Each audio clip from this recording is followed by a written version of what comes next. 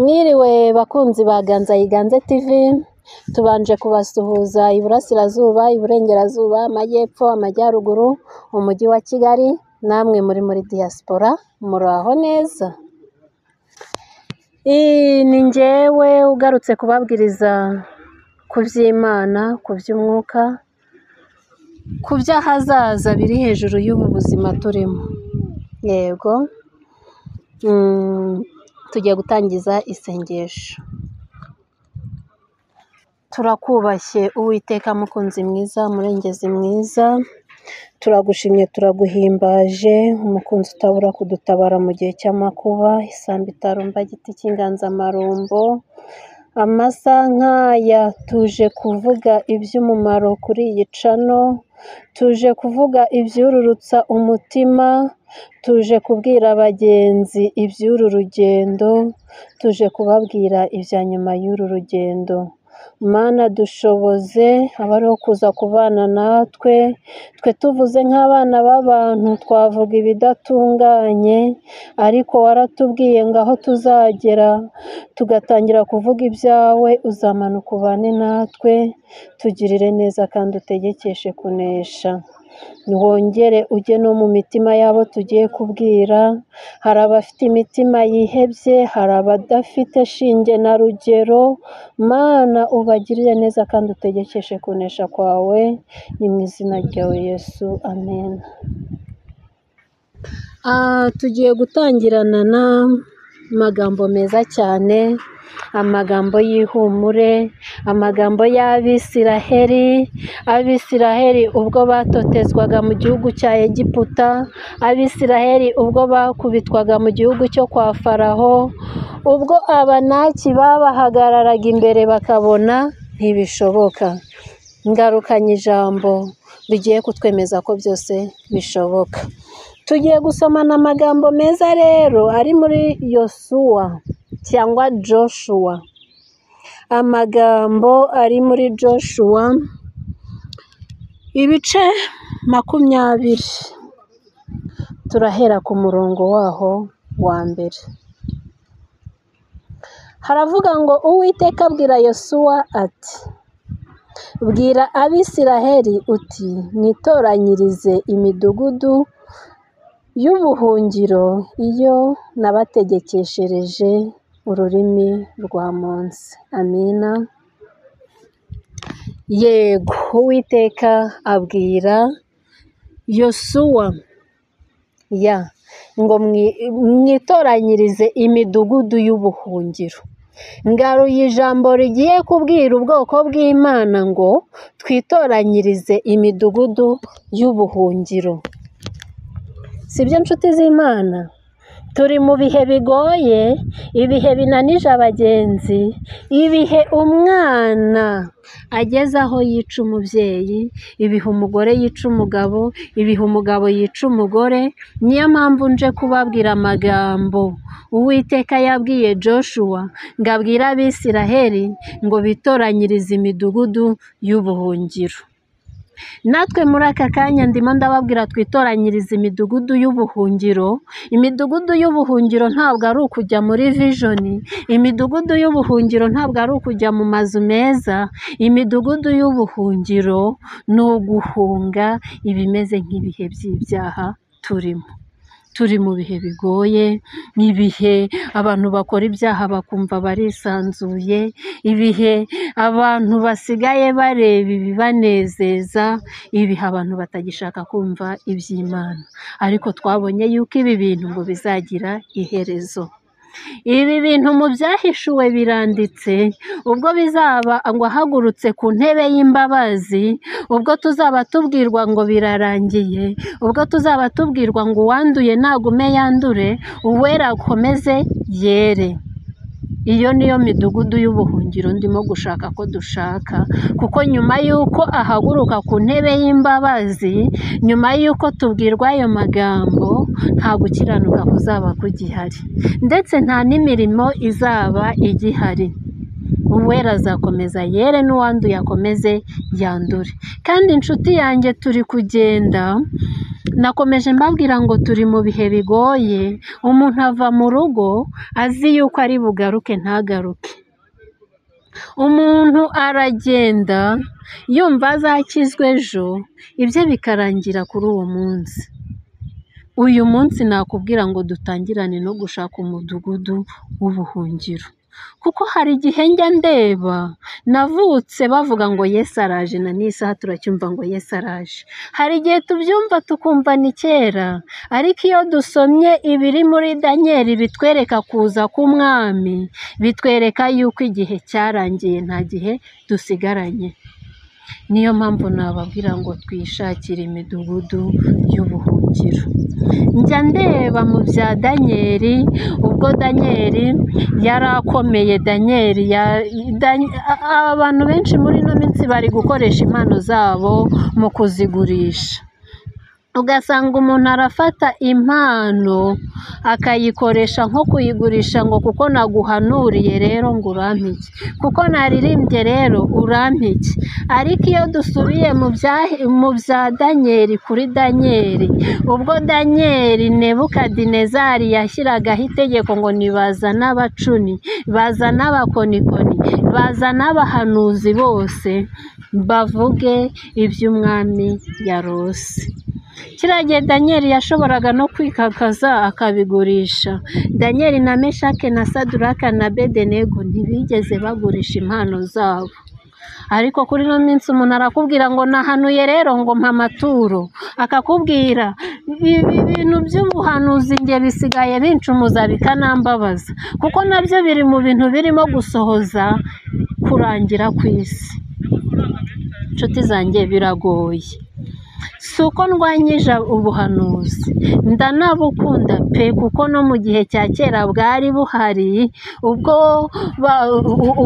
mbere y'uko umwenda utaburwamo kabiri, na mbere ubuhanuzi bwari buhari, na ba Elisa bose bari abahanuzi turabizi.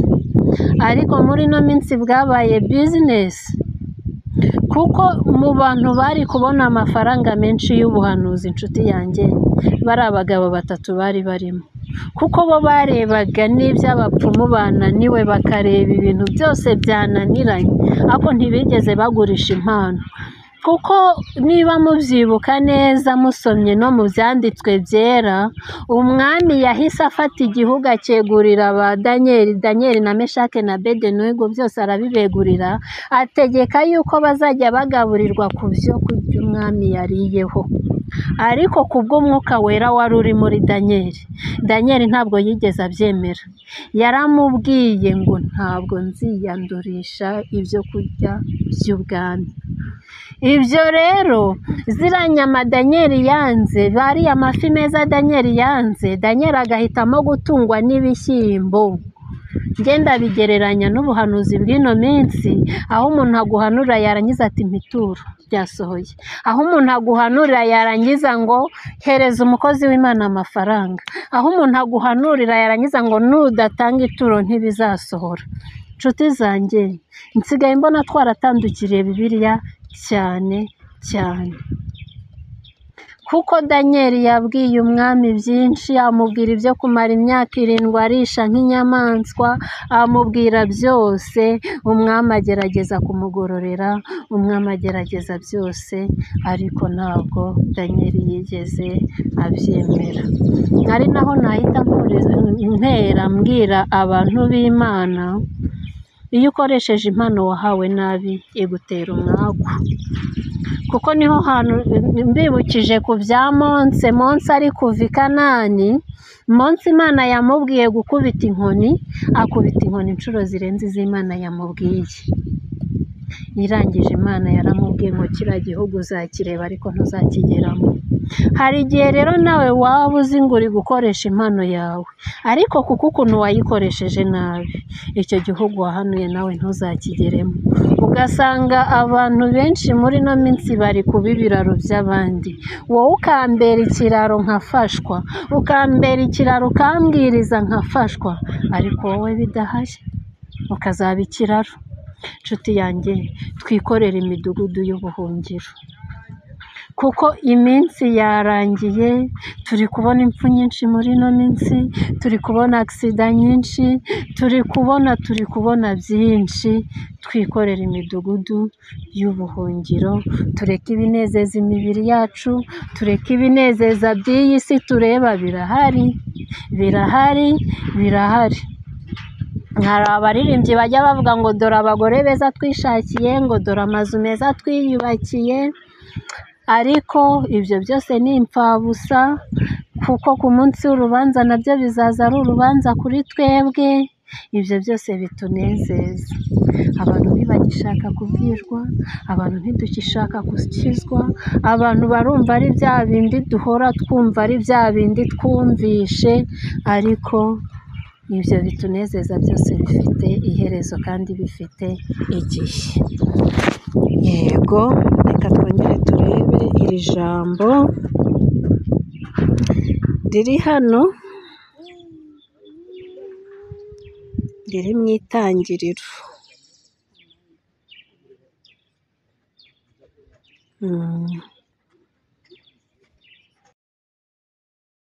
Ibice 8 ku gice cyaho cya mbere. Imana yibuka Nowa n'ibifite ubugingo byose n'amatungo yose byari kumwe nawe mu nkuge. Imana izana umuyaga ku isi, amazi atangira gukama. Amina. Yego, tubonye yuko Imana yibutse Nowa.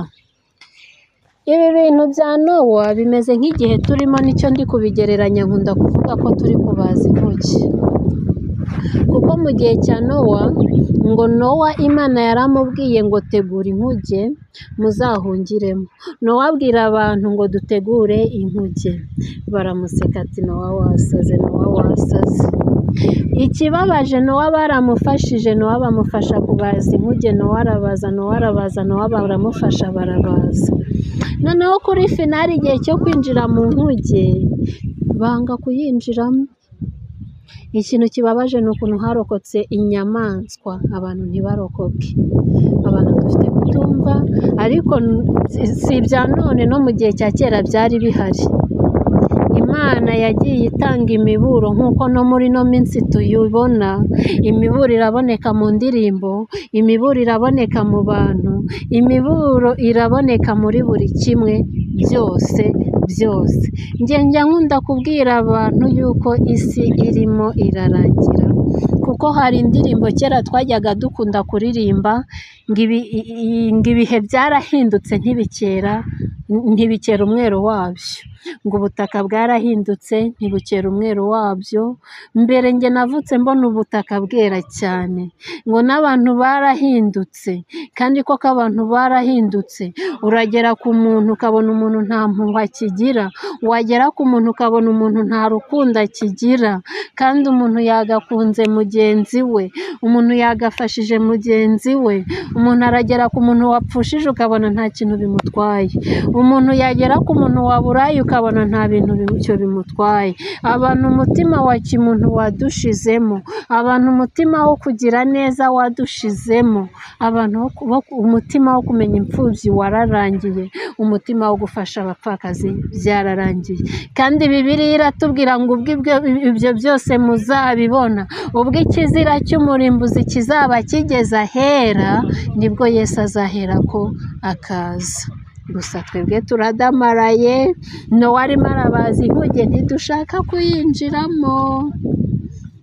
Ariko nshuti yanjye, bavandimwe beza, navuga ngo dukore ibyo gukiranuka.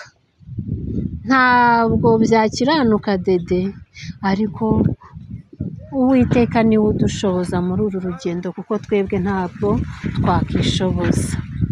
Yego, dukomeze n'amagambo meza cyane, meza. Ezekiyeli ibice 22 duhereye ku murongo waho wa mbere, hari amagambo avuga ngo ijambo ry'Uwiteka ryongeye kunzaho riti nawe mwana w'umuntu, mbese uzacira urubanza umurwa uvusha amaraso? Nuko menyesha ibizira byawo byose, kandi uzavuge uti uku niko umwami Uwiteka avuga, uzavuge ngo uti uku niko umwami Uwiteka avuze ngo dore umurwa uvushiriza amaraso muri wo hagati, kugira ngo igihe cyawo kigere, kandi wiremera ibigirwamana bituma wiyanduza. Yesu nadushoboze.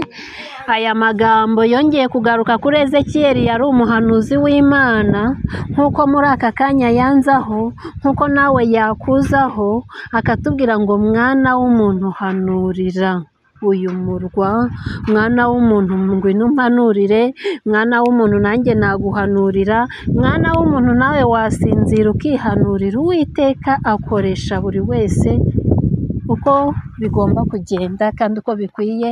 Uwiteka yasanga buri wese, nk'uko yasanze Ezekiyeli akamubwira ngo hanurira uyu murwa. Ikintu cya mbere Uwiteka yanga umuntu uvusha undi amaraso. Yaramubwiye ngo nagenda hanurira umurwa, ngo awubwire ngo hagati muri bo bari kuvushanya amaraso, ngo kandi bazabona ishyano. Ikintu Ezekiyeli yabwiwe ni ikintu gikomeye, nk'uko muri ino minsi natwe bimeze. Muri ino minsi umuntu arareba mugenzi we akamwifuriza gupfa. Muri ino minsi abantu baravushanya amaraso. Erega no kwica si ugufata icyuma ngo ugitere undi umuntu. Niba hari akantu njya nkunda kubwira abarokore basigaye bica abantu bahagaze. Ugasanga umuntu aragufashe, arakuvuze, arakumanutse, arakuzamutse, uko nakakwisha uhagaze, kuko ya magambo agiye akuvuga wowe agukomerekeje umutima. Hari akantu njya nkunda kubwira abantu ngo iyo uvuze umuntu uba umwambitse ubusa. Nshuti yanjye, twirinde kwambika abandi ubusa, kuko niba uje ukambwira umuntu kandi uri umurokore mwarasenganye, niba ugiye ukambika umuntu ubusa, niba uje ukambwiraho umuntu amagambo mabi, wa muntu niba akora cya kintu nahinduka, ntabwo uzagaruka umbwire ngo wa muntu yarahindutse. Ubu mwambitse ubusa. Kandi hari ibintu twita ibyaha bitoya, ugasanga urahanura, ugasanga usenga buri munsi, ariko wambika abantu ubusa. Nshuti yanjye, nawe icyo kiri mu rubanza uzacirwaho. Ugasanga umuntu uramureba ukamwifuriza gupfa kandi uri umurokore. Ugasanga umuntu uramureba ukumva yaseba mu bandi kandi uri umurokore. Nibyo Uwiteka yabwiye Ezekiyeli ngo nagenda ahanurire umurwa, nagenda ahanurire umudugudu, nagenda ahanurire abantu bavusha abandi amaraso ko bazabona ishyano.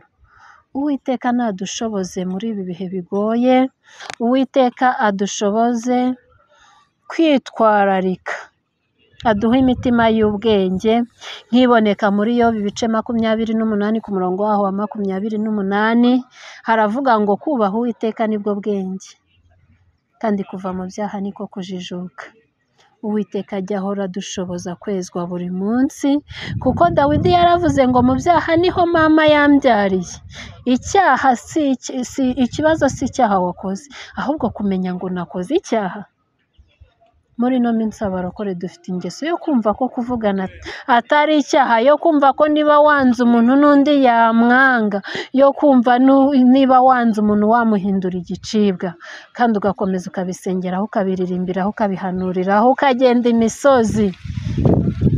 Kubaha Uwiteka nibwo bwenge, kandi kuva mu byaha niko kujijuka. Narangiza nsoza mbabwira ngo twubahe Uwiteka kandi duce bugufi imbere y'Uwiteka, kuko imitima ngo iciye bugufi niyo izabona Uwiteka. Hari indirimbo njya nkunda ya Yobu yobu yageze mu bintu bikomeye, yobu agera muri byinshi, yobu inshuti zimuvaho, yobu arangwa, yobu yari umukozi w'Imana, yobu ahinduka igicibwa mu bantu. Abarokore bino minsi uragera mu bibazo bakavuga ngo ntasenga, aba yishushanya. Bumva ko abantu basenga ngo ari abahora mu byiza, kandi twabonye yuko ahubwo iyo uhora mu byiza uba utaragera ku rugero rushimwa, kuko na Yobu ntawamurushaga ibyiza. Ubwo ikintu njya mbasha kuvuga, njye mvuga ko abagerageza abandi ari shitani, kuko shitani niwe twabonye wagerageje Yobu. Twirinde kubera abantu shitani. Shitani yatumye Yobu avugwa, shitani atuma Yobu ahinduka igicibwa, shitani atuma inshuti zimuvaho kugera naho n'umugore yamuvuyeho. Ariko twirinde kubera abantu igicibwa. Yego, nasoza mbabwira twubahe Uwiteka nibwo bwenge, kandi ko tuve mu byaha niko kujijuka. Dusoresha isengesho nk'uko twaritangiranye, kugira ngo Uwiteka abe ari we udushoboza. Twe nk'abana b'abantu biragoye, nta kintu na kimwe dufite twakishoboza. N'uwakubwira ngo azishoboza ngo ntazakora ibyaha, hoya. Uwiteka niwe mwungeri wanjye. Muri Zaburi y'123 sinzakena. Kuvuga ngo wowe wabyishoboza waba ubeshye, ni bya bindi byo kumva yuko wishoboye, kandi ngo iyo umuntu avuga ko atari umunyabyaha aba abeshye. Atukishije Uwiteka Imana. Dusenge. Turongeye turakubashye murengezi mwiza, tukubahiye akanya ubanye natwe aha hantu, tukubahiye kongeye kuduha kwibutsa abantu kwishakira umudugudu w'ubuhungiro. Tugushimiye ko wongeye kutubwira guhanurira abantu ibyo kuvusha amaraso kuri bo. Tugushimiye yuko wongeye kutwibutsa yuko Abisiraheli tugomba kwitwararika. Yesu, ukatugirira neza kandi ukatubera Imana. Tugirire neza kandi udutekeshereze kunesha. Imana, ukomeze kuduha imbaraga zo kwitwararika mu bihe nk'ibi bigoye, ibihe binanije abagenzi, ibihe biruhije. Tugirire neza, ni mu izina ryawe Yesu, amina.